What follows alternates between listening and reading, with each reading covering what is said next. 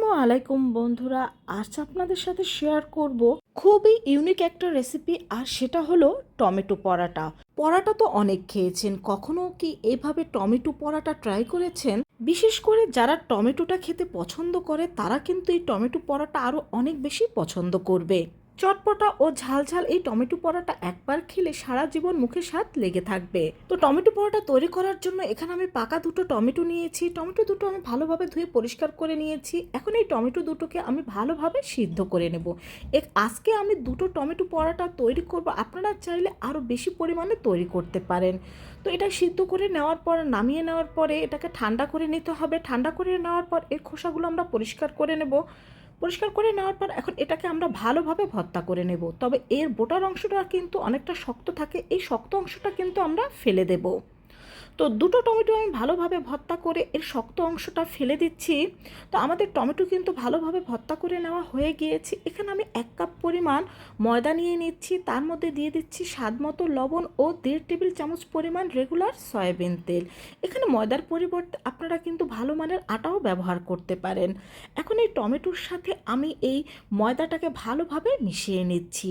তো এখানে আমার আরও 2 টেবিল চামচ পরিমাণ ময়দার প্রয়োজন রয়েছে, তো আমি আরও 2 টেবিল চামচ পরিমাণ ময়দা দিয়ে দিচ্ছি। বন্ধুরা, এখানে টমেটোর পরিমাণ কম বেশি অথবা টমেটো ছোট বড় হলে সেক্ষেত্রে ময়দার পরিমাণটা ও কম বেশি লাগতে পারে। তো আমাদের পরোটার ডোটা কিন্তু একেবারে তৈরি। এখন এটাকে আমি 10 মিনিটের জন্য রেস্টে রেখে দেব। এদিকে আমি নিয়ে নিয়েছি কিছু পেঁয়াজ কুচি, ধনিয়া পাতা কুচি ও কাঁচামরিচ কুচি। এখন সামান্য একটু লবণ দিয়ে এই পেঁয়াজ আর মরিচটাকে আমি কিছুক্ষণ মেখে নেব। এতে পেঁয়াজ আর মরিচটা কিন্তু অনেকটা নরম হয়ে যাবে। তো পেঁয়াজ মরিচটা কিছুক্ষণ মেখে নেওয়ার পরে এখন এর সাথে ধনিয়া পাতাটাও আমি মেখে নিচ্ছি। এখন এর মধ্যে আমি দিয়ে দেব দুটো স্বাভাবিক তাপমাত্রার ডিম। এখানে ফ্রিজের ডিম দিলেও কোনো সমস্যা নেই। তো দুটো ডিম আমি দিয়ে দেওয়ার পরে এখন একটা কাঁটা চামচের সাহায্যে এই ডিম দুটোকে পেঁয়াজ মরিচ আর ধনিয়া পাতার সাথে আমি ভালোভাবে মিশিয়ে নেব। তবে এখানে বেশি পরোটা তৈরি করলে সেক্ষেত্রে কিন্তু ডিমের পরিমাণটা আরও বেশি লাগতে পারে। তো ফিরে আসলাম এখানে আমি 10 মিনিট পরে। এখন এই ডোটাকে আমি আরও কিছুক্ষণ মেখে নেব। তো বন্ধুরা, দেখতেই পাচ্ছ ডোটা কিন্তু আগের থেকে আরও অনেক বেশি সফট ও নরম হয়েছে। তো ডোটা মেখে নেওয়ার পর এখন এখান থেকে আমি মোটামুটি সাইজের একটা লেচি কেটে নিচ্ছি। আজকে পরোটাগুলো কিন্তু আমি অতিরিক্ত বড় তৈরি করব না, মিডিয়ামের সাইজের তৈরি করব, তাই এখানে আমি মিডিয়াম সাইজের একটা ডো নিয়ে নিচ্ছি। তো এখন সামান্য একটু ময়দা দিয়ে এখানে আমি গোল সাইজের একটা পরোটা তৈরি করে নেব। আজকে দুটো টমেটো দিয়ে আমি প্রায় 6টার মতো পরোটা তৈরি করে নিয়েছিলাম। তো আমাদের এখানে গোল পরাটাটা কিন্তু তৈরি করে নেওয়া হয়ে গিয়েছে। এখন এর উপরে আমি দিয়ে দেব কিছুটা রেগুলার সয়াবিন তেল। এখন এই তেলটাকে আমি সম্পূর্ণ রুটির গায়ে ভালোভাবে মেখে নেব। মেখে নেওয়ার পর এখানে আমি ময়দা দিয়ে দিচ্ছি।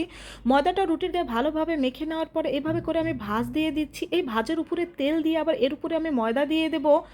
আবার এদিক থেকেও আমি একটা ভাঁজ দিয়ে দেব। ভাঁজ দেওয়ার পরে এখানেও আমি তেল দিয়ে এখানেও আবার আমি ময়দা দিয়ে দেব।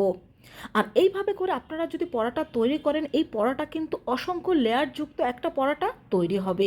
এখন এটাকে এই দিক থেকে ভাঁজ করে নিচ্ছি, দেখতেই পাচ্ছেন। এইভাবে করে ভাঁজ করে নেওয়ার পরে আমরা চারকোনা শেপের পরোটা তৈরি করে নেব। তো বন্ধুরা, তোমরা যদি এইভাবে অসংখ্য লেয়ারযুক্ত পরোটা খেতে চাও তাহলে কিন্তু এইভাবে করেই পরোটা ভাঁজ দিয়ে নেবে।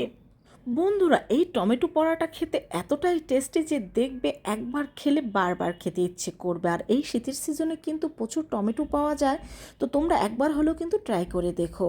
তো পরাটা আমি তৈরি করে নিয়েছি, নিশ্চয়ই দেখতে পেয়েছো। এখন আমরা যে ডিমটা তৈরি করে রেখেছিলাম সেই ডিমের মধ্যে পরাটা এইভাবে করে আমরা ডুবিয়ে নেব। তো এটাকে এখন ডুবিয়ে নেওয়ার পরে আমরা গরম তেলের মধ্যেই পরাটা ভেজে নেব। তবে এখানে তেলটা কিন্তু ভালোভাবে গরম করে নিতে হবে, তারপরে পরাটা এর মধ্যে দিয়ে দিতে হবে। তো পরাটা দিয়ে দেওয়ার পরে এর উপরে আমি হাত দিয়ে আরও কিছুটা ডিম দিয়ে দিচ্ছি। চুলার হিট মিডিয়ামে রেখে এই পরাটাগুলো আমি ভেজে নেব। আর এই পরাটাগুলো কিন্তু অনেক ফুলকো হয়ে থাকে। তো বন্ধুরা, দেখতেই পাচ্ছ এই পরাটা কতটা ফুলকো হয়েছে। আর আমার প্রত্যেকটা পরাটাই কিন্তু এরকম ফুলকো হয়েছিল। তো এরই মধ্যে আমাদের একটা পরোটা ভেজে নেওয়া হয়ে গিয়েছে, এটাকে আমি তুলে নিচ্ছি। তো বন্ধুরা, তোমরা যদি সম্পূর্ণ টিপস ফলো করে এই পরোটা তৈরি করতে পারো, দেখবে তোমাদেরও প্রত্যেকটা পরোটা এরকম ফুলকো হবে। তো বন্ধুরা, আশা করছি আমার এই ভিন্ন ধরনের পরোটার রেসিপি তোমাদের খুব ভালো লেগেছে। সকাল বিকেলের নাস্তায় অথবা বাচ্চাদের স্কুলের টিফিনে তোমরা কিন্তু খুব সহজভাবে এই পরোটা তৈরি করে দিতে পারো।